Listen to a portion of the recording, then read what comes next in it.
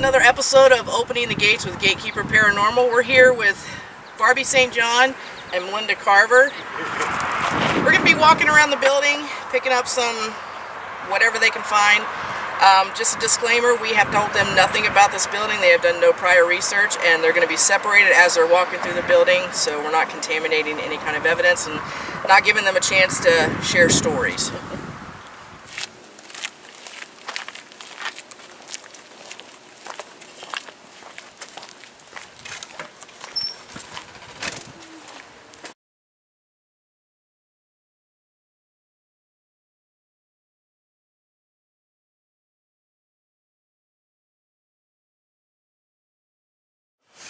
Alright, so basically what I want to do is split you guys up.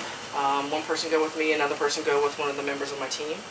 Okay. And we'll kind of have one of you hit the main floor at the same time the other person's hitting the basement, just to see what you pick up, and then we can group back up then sometime.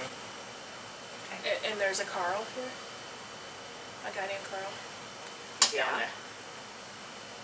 He's at the end of the bar? Sorry. Yeah, sorry. He's down there at the end of the bar. I know we're not technically started yet, but when you're an empath, you open up, he's just there. What's he doing? He's kind of staring at us. I think he used to like to smoke a lot, because his fingers feel very like yellow and heavy. Probably not the healthiest of guys either. He's a little left-handed, so the fingers are all here. Left-handed white male. He used to have like a medium brownish color hair that was gray, close cut on the top, and he just had this really gravelly voice. When he talked really deep, kind of barked at people sometimes. He didn't like what you were doing or saying. But if he liked you, you were gold. Did you ever meet him more? No. I did. That's fairly close to the description. But was he remember. crotchety? Was he mean? I thought he was... I didn't say mean. Well, No, whatever. not I'm not going to use just that. kind of Yeah. cranky. Cranky. Yeah, Cranky. cantankerous. Toward the end, he was a little. Because I think because he wasn't feeling well, so that came out. Oh. You know, if he was in a lot of like physical, not feeling well, so just a little bit, a lot.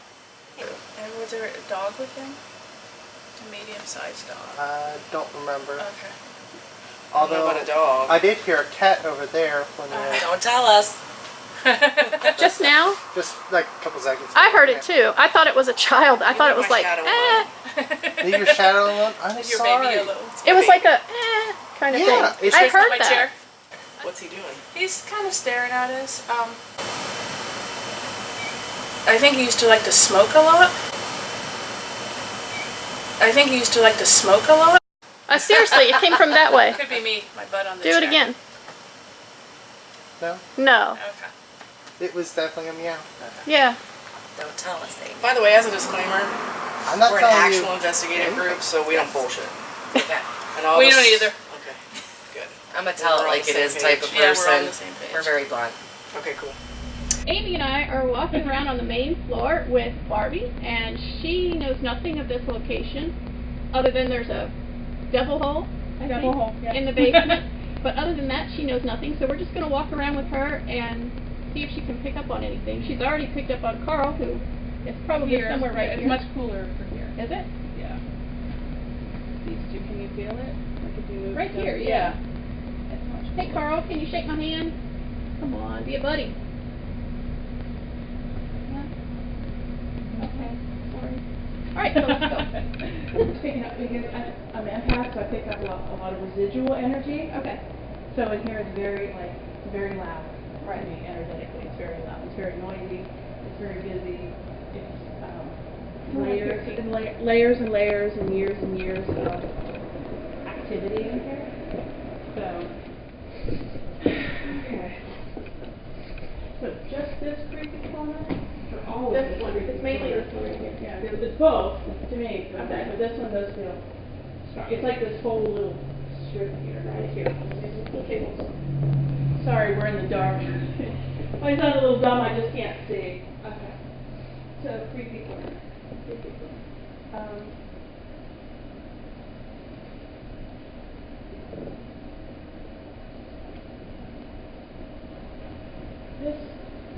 This part of the building feels different than that part of the building. Not I don't feel like they're tied together. So I don't know if this was built first and this was added on, or this was first, this was added on, but they don't feel cohesive. Does that make sense? Okay. This part was it. Okay, this is the newer part.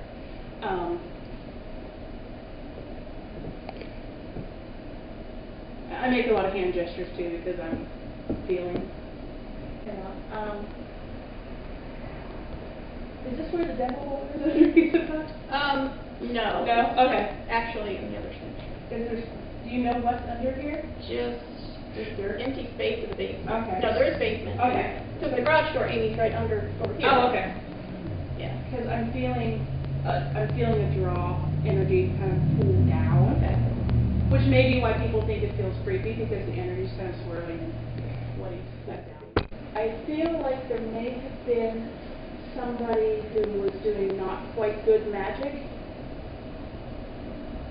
putting things on this side. Because this side doesn't feel as good energetically as that side. So I don't know. So I said I don't like to say things without feeling it more, but that's like the first thing. It's like I'm feeling things written on the walls and in the dirt. I'll tell you now that you're done, we call this the creepy corner because we just seem to get a lot of activity back here, a lot of noises, a lot of knocking, banging type. Sometimes you'll hear, if somebody leaves pool balls out, you'll hear kind of sounds like that. So that's why we call it creepy. Oh, okay. Now what have you had back here? I've heard a lot of personal. Yeah, you. They want me to address you. Oh, darn. They are saying, ask her about her experience here. All I've ever really had back here are pool balls and knocking. And nobody pulled your hair? They're doing this to you? No, but if they want to, please Okay. do. But no. They're pulling on you. Oh. Okay. Well, maybe that'll be your next one. Okay. All right. I'm ready for it. Of course, now I feel something on my hair. No joke. This, when this was the Latin Quarter, this was a casino room. Oh, okay. You didn't seem to pick up on that, but this was a closed off section. Right. And this is where they had all the gambling, all the slot machines, poker tables, things like that. There was no bowl here. Yeah, there was no bowl. Back then. Yeah. Why don't we go in the green room and see what you get in here? Okay. So we've got stuff in there as well.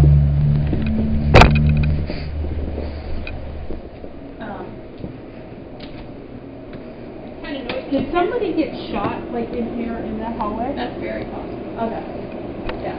But we don't know that. You don't know if it's true, okay. We won't take it verbatim, but that's kind of when I got like a fight and shot. Okay. Right as we walked through that. There's like a mother kind of figure hovering around us. I don't know if somebody looked like somebody walked by the door. I feel money too around us. Okay. Do you want me to tell you what this room was then? Yeah. Was there money in here? Yes. Okay. Did that just come? Oh, I said that when he pulled. I'm like, there's money in here. Yeah. The money. Yeah. Money. Is this where they kept all the money? Oh. Can I have some? Can we have Maybe if you figure out how to open up that safe. Yeah. There's a big safe over there. Oh, is there? Yeah. Yeah. Here, you want me to turn on the light? Yeah. Oh, hey. How beautiful is this? Check out those doors. Is it open? Oh my God.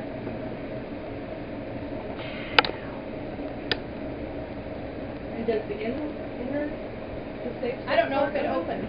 I don't know if they've I- ever gotten it open. I have no idea. Wow. Because I can't move this thing, so. No. Yeah. Well, I suppose you could with a crane. Yeah. You probably have to tear the building down. Yeah, I was thinking you'd have to take the roof off. Oh my God.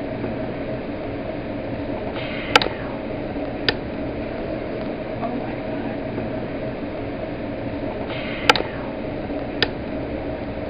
And does the inner? This room, you see that window there? Oh. This is where they paid out. Oh, The okay. casino.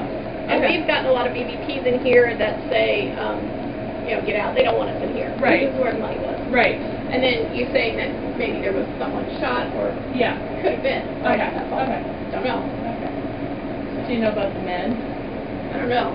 Unless they were, The younger man and the older man? guarding the money. Because Yeah. I've heard rumors Okay. of of people sitting up here actually Oh, okay. with guns to guard, Oh, wow. you know, so, but I don't know. Yeah. And do you know anything about the mother figure? Could have been a lady working here. Okay. Could have been a lady working the window. We've gotten a lot of female EVPs Okay. that are kind of motherly, to be honest. Yeah. She seems like an older, like not our age, but a little older. She's usually not happy. So. Because you're back here in the money area where Probably. you're not supposed to be. So we have Carl still hanging out watching down there. He just watches everything. He feels like he's the keeper. He's a sentry. He doesn't want to cross over into the light. He feels a deep bond to Bobby and Denise, and those are his children. He feels like Bobby and Denise, well, he feels like Denise is his child and Bobby's his like best friend, it feels like. And he can't leave his best friend. I think Bobby and him had some kind of pact about their friendship, and so Carl doesn't want to leave, but he feels very fatherly to Denise, is how I want to word it. He was like the protector, the watcher. He doesn't like people talking shit, is his word. I don't like them when they talk shit. And again, he was very short with people. He would tell a long tale, he says. He would tell a long tale, but that was just the people that he really, really liked. That's what I'm thinking about. This room has a lot of excitement building. There's a lot of excitement. There's a lot of screaming and cheering. There's a lot of boys will be boys attitude. Yeah, punches thrown. That's recent. What? That's recent. Yeah, punches thrown. Punch, punch, punch. That's anger. Except that one up there, that looks like it was maybe a ball. Oh, like someone threw a pool ball. They probably did. Oh, yeah, there you go. Okay. Oh, look at the mechanical bull. I never rode one of those. Okay, so that's a pool ball. These were just people punching. Yeah, excitement, a lot of arguing here, some fights, the usual in the bar. You get a lot of walkthroughs in here. What I'm going to say, a walkthrough is a ghost from the neighborhood who walks through, who comes here to feed off the energy of the crowd. They don't stay. They kind of come in and go and wander around. There is a female who really likes this bull, who comes in a lot. Bathrooms this way? No. It's not that way. Something women-oriented this way? No, just the bull. The bull is right there. Oh. No, it felt like there was like female energy back there, so I wondered if the ladies' room was back there. No. Mm-hmm. So she comes around and melds, I call it energy melding, with the humans. So they might feel cold all of a sudden with the excitement, but she's the one that helps them win. She said she was a winner. She loved riding. Yeah, so this just feels like general walk-ins come in here a lot. There's a lot of fights that have happened here, obviously, because it's a nightclub and a bar. But the ghosts are like walk-ins. They walk in and out. They come in at all hours of the day and night. So this area right here, there's a man with long brown greasy hair, and he sits here, and he always puts his foot up here. He's got a cowboy boot on, and he sits up here. It looks like he used to be a guitarist, and he was really tall and skinny. He had receding hairline, and he would sit here and look, and he used to play bands. It was like gray, a little bit of gray in there, but he would sit here and he would play. I don't know if he played on the stage, but he was friends with a lot of the people that played on the stage. I don't know if he was not good enough to be on there or if he was just good enough to be a fill-in, but he was the one who always watched a lot. So this is a ghost that comes here and stays here a lot in this location. Tall, skinny male. I'm going to say probably in his 50s. He had a longer dark hair with a gray in it, cowboy hat and boots, and he had a strong accent. What's back here? Anything good? You tell me. Ooh, something fun. Yay. It's a secret passageway in Bobby Mackey's. Come on. I'm going to put the light on a little bit so you can see. Oh, I'm You probably good. know this way yourself. Mm-hmm. Ooh. What's back here? I almost missed the fun stuff. Fun, that's not what we're gonna call it. Yeah. Okay. I'm good. This is the anger and rage back here, everybody. It reverberates. So, back here, this was the place of some petty, angry man. He's a ghost who hangs out here. This is his beat. He doesn't like me. He doesn't like that I'm a smart-ass little girl is what he's calling me right now. He is standing right over here, and he's doing this. Ready? He's got both his hands this way, and he's going, "You nasty little smart-ass girl, go away," because he doesn't like what I said. This is the man, when you're on that first floor, he was kind of watching us when we walked by the bowl, and I saw him dart back in here. I didn't want to say anything about him yet because we weren't in his space yet. He's an ass man, so he likes to grab butts, and he would brush up against, if you were a woman, he'd brush up against your boobs this way, because that's what he is. He's a nasty little toad. He's taller than me. He's probably about 5'6" or 5'7", but he's just a nasty little toad. And this is a cause of a lot of the fights here in the bar to this day. He is the one that would grab their butts or brush up against their boobs. And that's the one, and they would turn around and say it was some guy that was standing. It was usually some poor sap, some shy guy who ended up getting punched or smacked by some guy. So he's the feeler, the touchy-feely peeping Tom. He also goes in the women's bathroom a lot, and he was the one who was trying to follow me into the women's bathroom when I went there before we did this upstairs one, and I slammed the energy wall on him, so he's pissed at me because I could keep him out. And there's a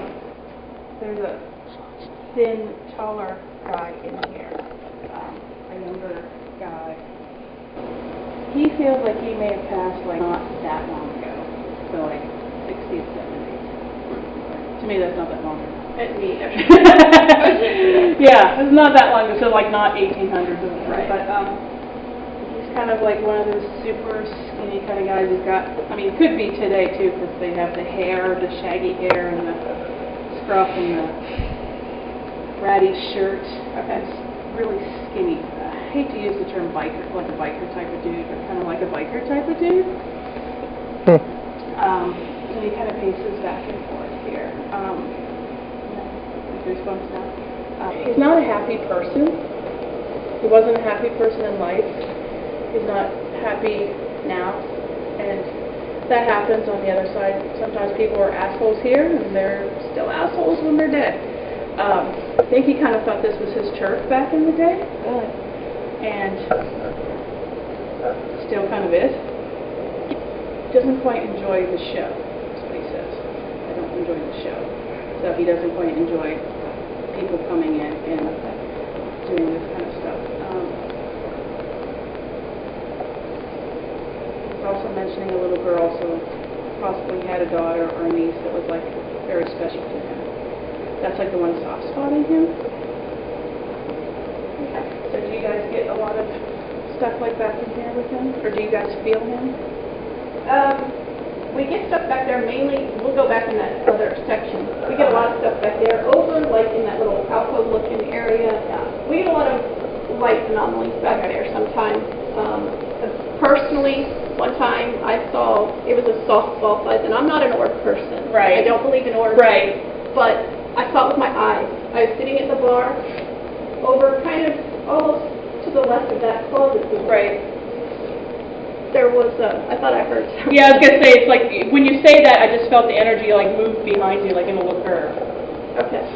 I heard it It felt over like here. something walked. Yeah, it felt it's like like, a person yeah, went like by. No joke. But anyway, I saw this softball size blue light right by that closet door. It was there, and then it just like collapsed in itself, and it was gone. I don't have any video picture of it. I saw it with my eyes. So yeah. So we get a lot of, and other people have seen different sorts of light anomalies back there. Yeah. Yeah. So do you know anything about his character maybe? Yeah. Oh, yeah. Back in the early 70s, this was a biker bar. Oh. See, and I didn't want to be judgmental, saying, "Oh, it's like a biker No, it type was dude," a biker bar. Yeah. It was a very rough, They used to call it the Bloody Bucket, was the nickname. Carl actually used to work with, well, maybe I should have told you that. But he used to work with the Bloody Bucket. Okay. It was a biker bar, really rough crowd here. There were constantly fights. People died. I mean, there were shootings, stabbings, fights here all the time. That's why they called it the Bloody Bucket. It was only open for a couple of years before the city shut it down because it was a nuisance. So yeah, that's very. So that's why I said it was lifestyle. That's definitely probably one of our bikers. Hey, go me! Yay! This space right here feels like a classroom. I don't know how else to explain it. They stood here.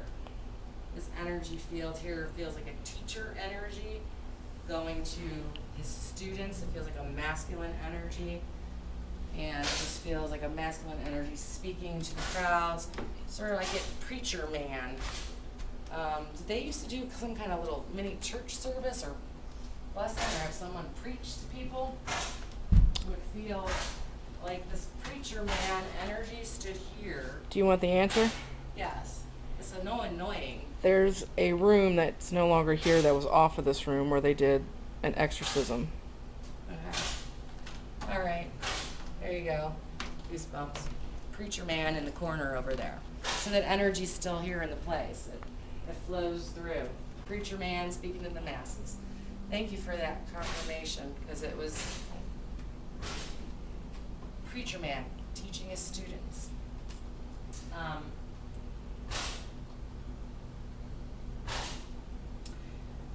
This also feels like underneath this space.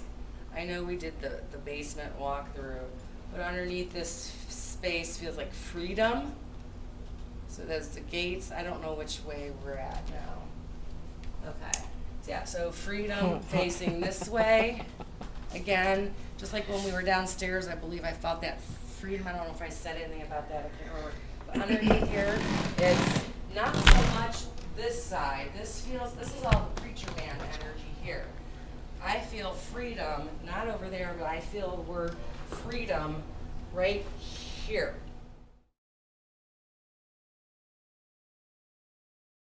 Again.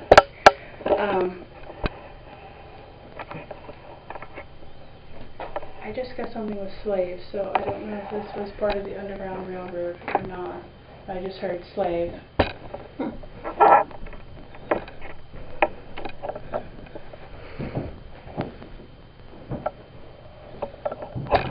Yeah, I'm feeling, like I said, I'm feeling them hiding. There's one bigger guy in particular. I'm getting the energy from him.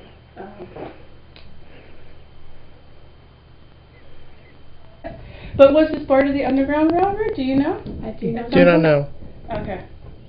It's possible, but Okay. we don't know. Because I'm feeling like I heard slave and I felt a larger black man and some smaller people, and they were huddled. Yeah.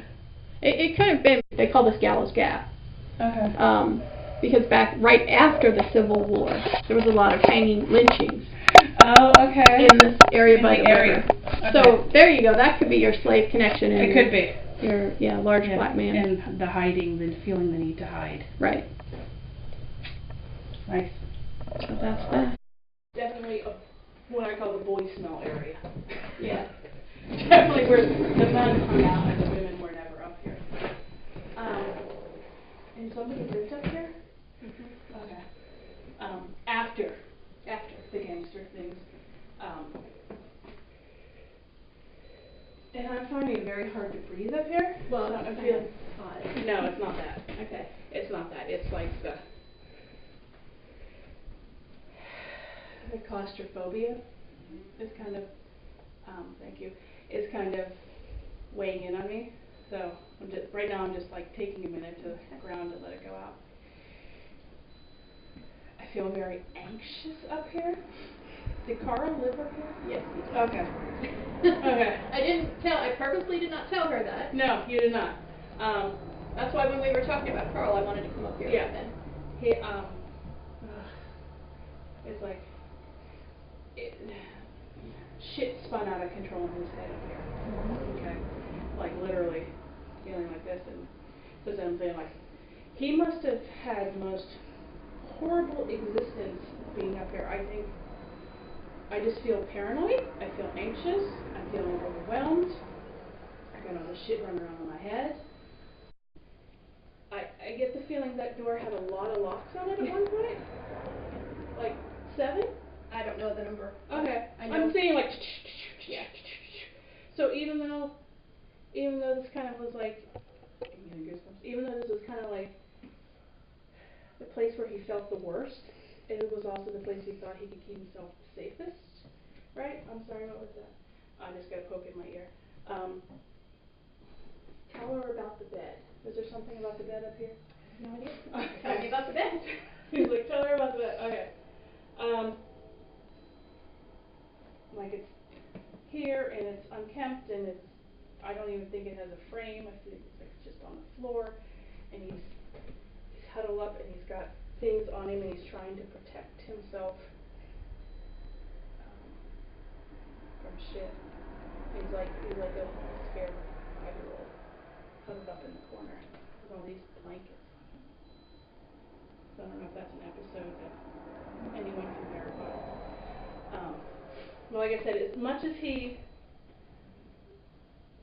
this room drove him crazy, he also felt like it was his haven, or he wanted it to be his safe place, and it wasn't. Right. At all. He's making all this anxiety come. So okay, go ahead. Shoot. Was I on? Well, I'll tell you a couple things. This door, I don't know about locks, how many locks were on it, but first of all, Carl put the sticker on here. To keep the spirits out. And he slept, I mean, there were probably a lot of locks, but he also used to barricade the door. Okay. Because he wanted to keep things out. Right. So yeah, what you're describing of him huddled in his bed, door barricaded, that was Carl. Because he used to think that things were coming to get him. Yeah. Yes. Yeah. That's paranoia. Yeah. This was a fun and games spot.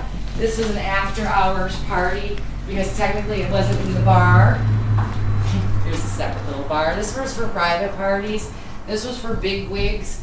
Would pay bucks to have parties up here. They had girls, of course. There's always girls whenever there's a bar. A lot of naked hijinks and fun.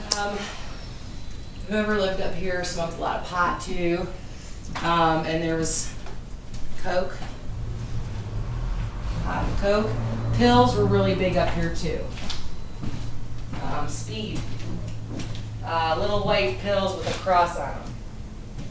Let's see, in the bathroom, there's a lot of self-pity in that room. Whoever lived there was very big on self-pity, didn't feel good about themselves. Poor me, poor me. It was all big hangovers, how they felt about themselves. We hope you've enjoyed part 1 of A Psychic's Journey.